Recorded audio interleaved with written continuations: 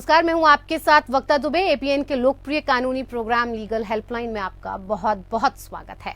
इसमें हमारे कानूनी विशेषज्ञ रोजमर्रा की जिंदगी की समस्याओं से जुड़े कानूनी मसलों पर आपकी शंकाओं का समाधान करते हैं। आप भी इस प्रोग्राम से जुड़ सकते हैं और फोन करके कानूनी राय ले सकते हैं। आज हम आपको महिलाओं से जुड़ी दुर्व्यवहार से जुड़ी कानूनी जानकारी देंगे। महिलाएं हमेशा से यौन शोषण और हिंसा का शिकार रही हैं, चाहे घर हो या दफ्तर या फिर सार्वजनिक स्थल, हर जगह वो निशाने पर रहती हैं। और आजकल कुछ खबरें भी आ रही हैं जहां पर प्लेन या ट्रेन में भी महिलाओं से दुर्व्यवहार किया गया है। छेड़छाड़ का तो वो शिकार होती ही हैं। इस संबंध में कानून भी हैं जो उनकी सुरक्षा करते हैं। जरूरत है जागरूकता की। आज हम आपको महिलाओं से जुड़े दुर्व्यवहार से जुड़ी कानूनी जानकारी देंगे और जानकारी देने के लिए कानूनी विशेषज्ञ अधिवक्ता परमानंद पांडे जी हमारे साथ जुड़े हुए हैं। परमानंद जी, बहुत बहुत स्वागत है आपका। धन्यवाद। तो परमानंद जी, आपको महिलाओं से जुड़े दुर्व्यवहार से जुड़े तमाम नियम कानूनों की जानकारी देंगे। अगर आपका इस मसले से जुड़ा कोई भी सवाल है तो आप फोन करके राय ले सकते हैं। फोन लाइंस खुल चुकी हैं। एक बार विषय की जानकारी आपको दोबारा से दे देते हैं। महिलाओं से दुर्व्यवहार पर जुड़ी कानूनी जानकारी के लिए आप हमारे कानूनी विशेषज्ञ से सहायता ले सकते हैं। अगर आपका इससे जुड़ा कोई भी सवाल या कोई भी मशवरा है, आप इन नंबर्स पर कॉल कर सकते हैं। टीवी स्क्रीन पर लगातार नंबर फ्लैश हो रहे हैं, नंबर्स पर फोन कीजिए और सलाह लीजिए। आपको एक बार नंबर्स बता देते हैं, 01206127 और दूसरा नंबर है 01206127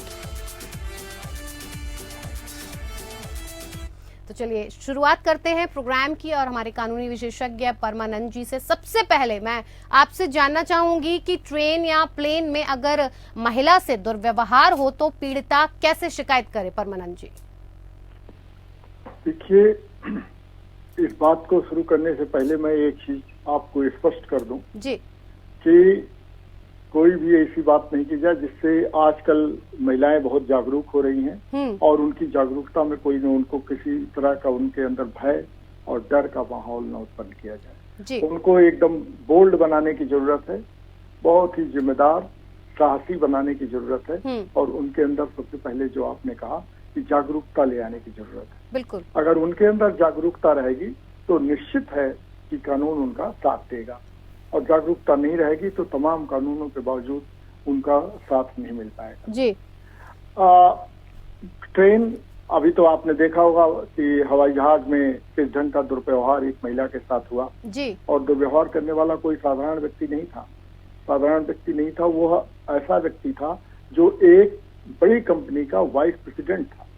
तो इस नाते ये आप मान के चलें कि कोई कम पढ़ा लिखा व्यक्ति ही इस ढंग का दुर्व्यवहार करेगा, ये बात नहीं है। आपको कुछ दिन पहले आपको याद होगा कि एक मीटू आंदोलन चला था। मीटू आंदोलन में आपने देखा होगा कि उसमें दुर्व्यवहार करने वाले महिलाओं से जो लोग थे वो अच्छी पोजीशंस पर थे, बहुत अच्छी जगहों पर काम करते थे और महिलाओं का वह शोषण करते थे तरह तरह से। तो उन्हीं के खिलाफ महिलाओं ने एक आंदोलन चलाया था। वो 2017, 18, 19 तक वो आंदोलन चला था। उसके बाद तो खैर कोविड आ गया तो जाकर के वो आंदोलन थम सा गया था। यहाँ पर आपने सवाल उठाया है ट्रेन के साथ क्या करें। इसके लिए आपको साफ साफ ये जानना जरूरी है कि कहीं भी दुर्व्यवहार हो तो आप पुलिस को उसकी सूचना दीजिए। चुप होके बैठने की जरूरत है।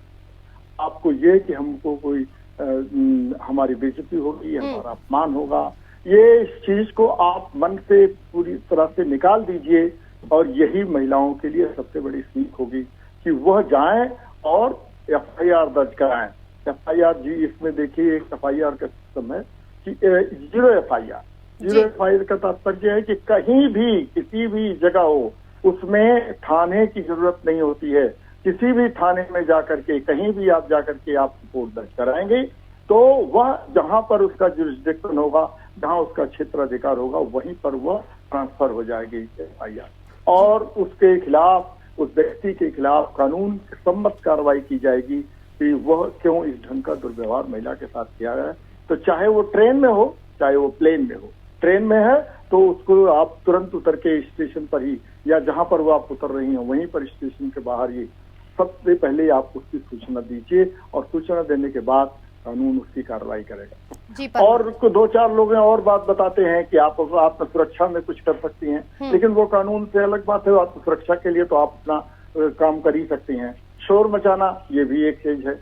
नहीं देखा आपने यहाँ प्लेन में एक महिला के साथ ऐसा दुर्व्यवहार हुआ कि अब आपको किसी को भी ढंग से सोचने में भी शर्म लगती है कि ऐसा कोई दुर्व्यवहार कर सकता है। लेकिन उस महिला ने वहीं पर विरोध नहीं किया और विरोध करती है और स्टाफ को बुला करके कहती कि नहीं, इसके खिलाफ तुरंत की तुरंत कार्रवाई होनी चाहिए, इसको अरेस्ट किया जाना चाहिए। तो निश्चित तौर पर वो दूसरी महिलाओं के लिए एक सीख होती कि हम इस ढंग का प्रयास कर सकते। जी परमानंद जी, होता है, कई बार होता है कि ऐसी घटनाएं जब घट जाती हैं तो जो महिलाएं होती हैं या लड़कियां होती हैं वो इस डर से चुप बैठ जाती हैं कि समाज क्या कहेगा या उनका विरोध होना शुरू हो जाएगा, तो इस बात को वो दबा देती हैं। लेकिन ऐसी खबरें अक्सर आती रहती हैं कि होटल या लॉज में जो सीक्रेट कैमरे होते हैं वो लगाकर लड़कियों की या महिलाओं की तस्वीरें ली जाती हैं। अब इस केस में दोषियों को किस धारा के तहत सजा या जुर्माना लगाना चाहिए? ये एक बहुत अच्छा सवाल उठाया, क्योंकि अभी देखिए एक मामला और भी चल रहा है दिल्ली में कि होटल से निकलने के बाद दो लड़कियां, अब वो कुछ कितनी सच्चाई है कितनी नहीं है इसके बारे में तो हम कोई निश्चित तौर पर नहीं कर सकते हैं, लेकिन ये तो निश्चित ही है कि उस लड़की के साथ ऐसा दुर्व्यवहार हुआ और वो सड़क 12-13 किलोमीटर खींच के ले गई और उसके निधन हो गया। अब आप देखिए कि कहते हैं कि सीक्रेट कैमरा लगा देते हैं, स्पाई कैमरा।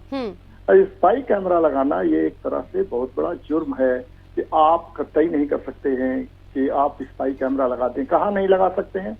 किसी के बाथरूम में नहीं लगा सकते हैं, किसी के कमरे में नहीं लगा सकते हैं, किसी के बेडरूम में नहीं लगा सकते हैं। महिलाओं तो उसमें वो होटल वाला भी दोषी है अगर इस ढंग का कैमरा लगाता है, और जो व्यक्ति इस ढंग का काम करता है वो भी दोषी है। तो इसके लिए आपको सबसे पहले अगर ये जानकारी को मिलता है तो तुरंत आप रिपोर्ट थाने में कराइए, और थाने में वो पुलिस जो है वो 214 आईपीसी की धारा 294 के तहत, 509 के तहत, 354 के तहत उसके खिलाफ कार्रवाई करिए। उसमें सजा तो है ही 3 महीने से लेकर के 3 साल तक की सजा है, लेकिन इसके अलावा उसमें फाइन भी करने का प्रावधान है कानून में कि उसके खिलाफ फाइन भी की जा सकती है। और तुरंत का तुरंत उसकी सूचना तुरंत दीजिए पुलिस को, और जो ही उसकी सूचना पुलिस को दी जाएगी पुलिस को उसमें एक्शन में आना पड़ेगा। और पुलिस एक्शन में नहीं आती है तो आप बहुत सारी चीजें आजकल सोशल मीडिया हो गई है, बहुत सारी चीजें हो गई जिनको आप उठा करके तो दबने की जरूरत नहीं है। आपको किसी भी व्यक्ति को, किसी भी महिला को कुछ दबना नहीं चाहिए, क्योंकि अगर दबे तो समझ लीजिए कि ये अन्याय को बुलावा होगा, अन्याय को आप बुला रहे हैं और अन्याय के खिलाफ आवाज को उठाना जो आवश्यक है। जी परमानंद जी, मैं आपकी बात से बिल्कुल सहमत हूँ। बात अगर साइबर क्राइम की करें तो ये भी महिलाओं को छेड़छाड़ का शिकार बनाता है। गलत तस्वीरें और दुष्प्रचार आदि भी सोशल मीडिया या पर पोस्ट करना इसी प्रकार के अपराध की श्रेणी में आते हैं, और इस पर सजा और कानून, तमाम कानून की जानकारी हम आपसे जानना चाहेंगे कि इस पर किस हिसाब से क्या कानूनी कार्यवाही महिलाएं अपने स्तर से कर सकती हैं। देखिए आपने बहुत सोशल मीडिया और कहते हैं ना कि कई बार जो टेक्नोलॉजी का डेवलपमेंट हुआ है जी, टेक्नोलॉजी का डेवलपमेंट व्यक्ति को बहुत सुविधाएं प्रदान कर देता है, लेकिन आप देखेंगे तो इस टेक्नोलॉजी के डेवलपमेंट में सबसे ज्यादा दुरुपयोग स्त्रियों का किया गया है। और ये उसमें इनके आप देखेंगे कि कई बार साइबर क्राइम किए जाते हैं और उनका फोटो लेकर के और एक अश्लील फोटो बना करके उसको ब्लैकमेल किया जाता है, जगह जगह उसको भेजा जाता है, उसकी मर्यादा को खत्म किया जाता है। तो ये कहा जाता है कि टेक्नोलॉजी जहाँ इसके लिए पूरे दुनिया के लिए वरदान है, वरदान तो है ही, वो महिलाओं के लिए भी और पुरुषों के लिए, सबके लिए वरदान है, लेकिन कई बार टेक्नोलॉजी का दुरुपयोग महिलाओं के खिलाफ किया जाता है। इसलिए महिलाओं को इसके बारे में ध्यान रखना होगा। कानून आईटी एक्ट हिंदुस्तान में आप देखिए, हिंदुस्तान एक्ट धारा दोनों में ये पूरी तरह से प्रावधान है कि आपकी प्राइवेसी का किसी भी तरह से हनन नहीं किया जाना चाहिए। हमारी प्राइवेसी है, हम प्राइवेट लाइफ में बिता रहे हैं और हमारी प्राइवेसी का हनन करने का अधिकार किसी को नहीं है कि मेरा कोई फोटो लेकर के कहीं पर उसको डॉक्टर करके, कहीं पर चस्पा करके, किसी तरह से उसको बना करके और ले जा करके मेरे खिलाफ प्रचार करने लगे। ये तो आप समझिए कि बहुत बड़ा क्राइम है और ये हमारी सामाजिक मर्यादा को नष्ट करने का काम है। तो इस नाते इसके खिलाफ तुरंत रिपोर्ट दर्ज कराई जानी चाहिए और आईटी एक्ट, आईपीसी के अलावा, इंडियन पिनल कोड के अलावा आईपीसी की धारा संसद के अंतर्गत उस व्यक्ति के खिलाफ कार्रवाई की जाएगी और उसे जेल भी होगी और उस पर फाइन भी किया जाएगा। परमानंद जी, अक्सर हम देखते हैं कि अगर कोई महिला या लड़की मना भी करती है या अनिच्छा जाहिर करने की कोशिश भी करती है, उसके बावजूद भी कोई पुरुष अगर स्त्री से संपर्क करने की कोशिश करे या इसके लिए किसी इलेक्ट्रॉनिक डिवाइस का प्रयोग करता है या उसकी निगरानी करता है चोरी छुपे, तो ये स्त्री का पीछा करने का अपराध है। क्या कार्रवाई हो सकती है इसके खिलाफ? जी, ये स्टॉकिंग कहते हैं इसको। अगर कोई स्त्री के खिलाफ, ये स्टॉकर लोग होते हैं जो इस ढंग का दुरुपयोग करते हैं। टेक्नोलॉजी, मैंने आपको शुरू में कहा कि जहां टेक्नोलॉजी हमारे लिए एक वरदान की तरह से, वहीं पर आप देखेंगे मोबाइल फोन, इंटरनेट, इन सारी चीजों का दुरुपयोग करते महिला का कोई फोटो लेते हैं और उसका दुरुपयोग कर देते हैं जी। तो महिला अगर मना करती है तो आप या कोई भी व्यक्ति उसका फोटो नहीं ले सकता, न उसका और आगे बढ़ सकता है। अगर वह व्यक्ति आगे बढ़ता है तो महिला को पूरी दृढ़ता के साथ ये कहने का अधिकार है कि नहीं, आप इसके एक कदम भी आगे बढ़ेंगे तो मैं आपके खिलाफ रिपोर्ट दर्ज कराऊंगी। और केवल धमकी की बात नहीं है इसमें, धमकी नहीं, धमकी देने से तो कई बार ये लगेगा कि नहीं, अरे ये तो हो सकता है कि कहीं गलत बात हो रही है और इस चीज को बर्बाद करना है। नहीं, धमकी नहीं, आप उसको बहुत ही गंभीरता के साथ कहिए कि नहीं, ये काम नहीं हो सकता है और ऐसा अगर करते हैं तो मैं आपके खिलाफ कार्रवाई करूंगी। और कार्रवाई करने के लिए निश्चित तौर पर कदम उठाया जाना चाहिए। जब उसके खिलाफ कदम उठेगा तो ये आप कानून की धारा में आप देख लीजिएगा, 294, 354, 509, इन सारी 503, इन सारी धाराओं के अंतर्गत उस व्यक्ति के खिलाफ कार्रवाई होगी और आईटी, इंफॉर्मेशन टेक्नोलॉजी एक्ट के तहत उस व्यक्ति के खिलाफ कार्रवाई होगी, फाइन और सजा दोनों हो गया। परमानंद जी, छेड़छाड़ या ईव टीजिंग की घटनाएं होने पर पीड़िता क्या करे? दोषियों पर कैसी कार्रवाई संभव है? पहली बात तो यह है कि किसी भी महिला को ये केवल डराने की जरूरत नहीं है, उसको हिम्मती बनाने की जरूरत है। क्योंकि ये समाज में कई बार ऐसा है कि देखिए, बहुत दिनों से कानून है कि किसी के खिलाफ कोई क्राइम नहीं होना चाहिए, लेकिन क्राइम होते हैं जी। तो इस नाते किसी भी बेटी को, किसी भी बहू को, किसी भी बहन को इस चीज से कतई डरने की जरूरत नहीं है कि हम घर से निकलना ही बंद कर दें तो क्राइम नहीं होगा। नहीं, घर के भीतर भी क्राइम होता है। इस नाते आप इस चीज को निश्चित तौर पर जान लीजिए कि हमारा एक ही मात्र निदान है कि हमारी जागरूकता बढ़े और हमारी हिम्मत बढ़े। किसी भी लड़की के साथ अगर मान लीजिए यू टीचिंग की घटना होती है तो इस यू टीचिंग की घटना के लिए सबसे जरूरी है कि वह उसको तुरंत रिपोर्ट करे और चुप होकर के नहीं बैठे। अगर चुप होकर के बैठ गई तो आप समझ लीजिए कि ये इस तरह की घटनाएं और बढ़ती जाएंगी और जो अपराधी के प्रति आपका नरम रवैया ही उसको उकसाएगा और क्राइम करने के लिए। वो आपके साथ नहीं होता है तो किसी दूसरे के साथ होगा और कहीं दूसरी तरह से। ऐसे मनचले और मनबड़े लोगों के खिलाफ आवाज कहीं न कहीं से उठनी चाहिए और यह केवल हिम्मती महिला ही हिम्मती कर सकती है। इनको उसके अंदर हिम्मत बढ़ाने की जरूरत है, ढांढस बढ़ाने की जरूरत है। ऐसी परिस्थिति में अगर आती है तो पूरे परिवार का काम है, अगल बगल के लोगों का, रिश्तेदारों का, सबका काम है कि उसके साथ उसके संकट में खड़े रहें और उसके लिए पुलिस में रिपोर्ट दर्ज कराएं। पुलिस में रिपोर्ट, जैसा कि मैंने शुरू में ही कहा था कि 0 FIR के होता है प्रावधान है और आप किसी भी थाने में जाके रिपोर्ट कराएंगे, वो रिपोर्ट होगी और जहां घटना होगी वहां पर उसको ट्रांसफर कर दिया जाता है।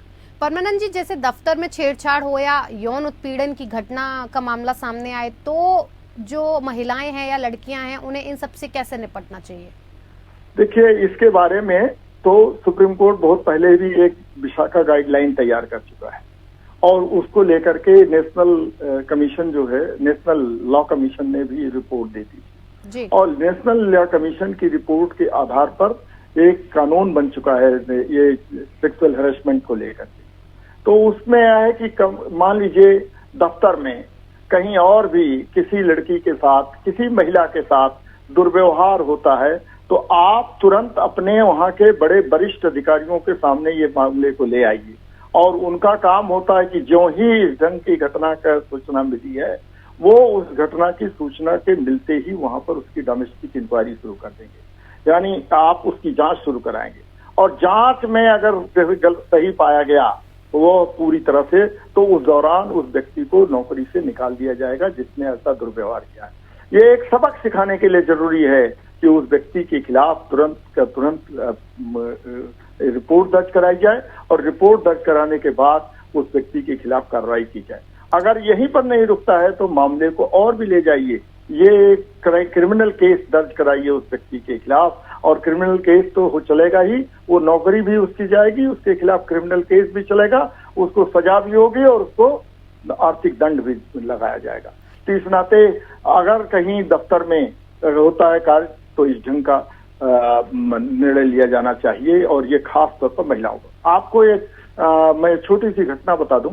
रूपल देरोल बजाज, जिसका नाम आपने सुना होगा, एक आईएएस ऑफिसर थी और बहुत सीनियर आईएएस ऑफिसर थी। और उस महिला के साथ किसने दुर्व्यवहार किया?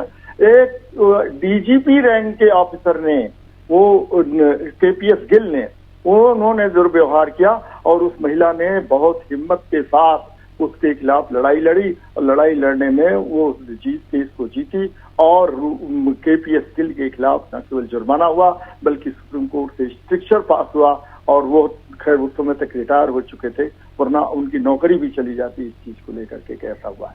और इस नाते मैं कह रहा हूं कि ये केवल छोटी मोटी महिलाओं के साथ नहीं होता है, जैसे ये कम पढ़ी लिखी या कम पढ़े लोग करते हैं। ऐसा एक डीजीपी रैंक का ऑफिसर, काफी बड़ा अधिकारी, और वह भी एक बहुत सीनियर आईएएस ऑफिसर के साथ इस ढंग का एक उत्पीड़न किया था, तो उसके खिलाफ कार्रवाई होगी। तो सबसे जरूरी चीज है कि हिम्मत, और हिम्मत के साथ परिवार के लोग उसका साथ दें, और उसमें साथ देने के साथ उस कानूनी कार्रवाई की जानी चाहिए। जब कानूनी कार्रवाई होगी तो निश्चित तौर पर वो व्यक्ति जो काम किया है वो उसका मनोबल टूटेगा, और टूटने से ये लोगों को, समाज में और लोगों को लाभ मिलेगा। ये चीज का ध्यान रखना जी बिल्कुल परमानंद जी। लेकिन अगर महिला हिम्मत वहीं दिखा सकती है जहां उसका साथ दिया जाए, अगर उसे घर में ही प्रताड़ित करेंगे, परिवार वाले ही प्रताड़ित करेंगे, तो फिर वो कैसे हिम्मत दिखाएगी? परिवार के सदस्य अगर हिंसा करेंगे तो महिला कहां शिकायत करे? इसे डोमेस्टिक वायलेंस के तहत क्या राहत मिल सकती है? जी, आपने बात ठीक कही कि कई बार महिलाओं के साथ ऐसा भी होता है कि घर ही में उत्पीड़न होता है।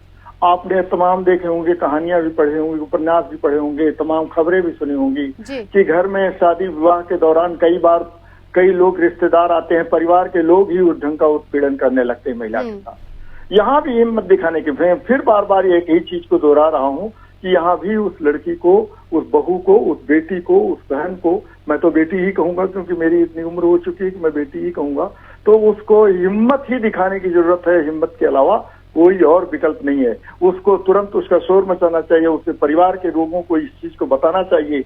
जब वो बताएगी इस चीज को तो उसके खिलाफ डोमेस्टिक वायलेंस का एक्ट के अंतर्गत उसके खिलाफ केस दर्ज होगा, और केस दर्ज होगा तो निश्चित तौर पर वही प्रक्रिया की जाएगी, पूरी की जाएगी, और उस प्रक्रिया को पूरी करने के बाद वो जो व्यक्ति होगा उसको दंड मिलेगा, आर्थिक दंड, तो उसको सामाजिक तो मिलेगा ही, सामाजिक रूप से उसका बहिष्कार होगा ही होगा, उसको जेल की सजा भी होगी। ये चीज ध्यान में रखने की जरूरत है। तो सबसे जरूरी चीज है जागरूकता और हिम्मत। ये दो चीजें रहेंगी तो आपको कानून साथ देगा। जी बिल्कुल परमानंद जी, बिल्कुल सही कहा आपने कि छेड़छाड़ या ऐसी कोई भी घटनाएं होती हैं तो इन सारी चीजों को ध्यान में रखना बहुत जरूरी है, और जागरूकता के साथ साथ हिम्मत रखनी भी बहुत जरूरी है। बहुत बहुत धन्यवाद हमारे साथ कार्यक्रम में जुड़ने के लिए। तो फिलहाल लीगल हेल्पलाइन में मेरे साथ इतना ही, मुझे दीजिए इजाजत, नमस्कार।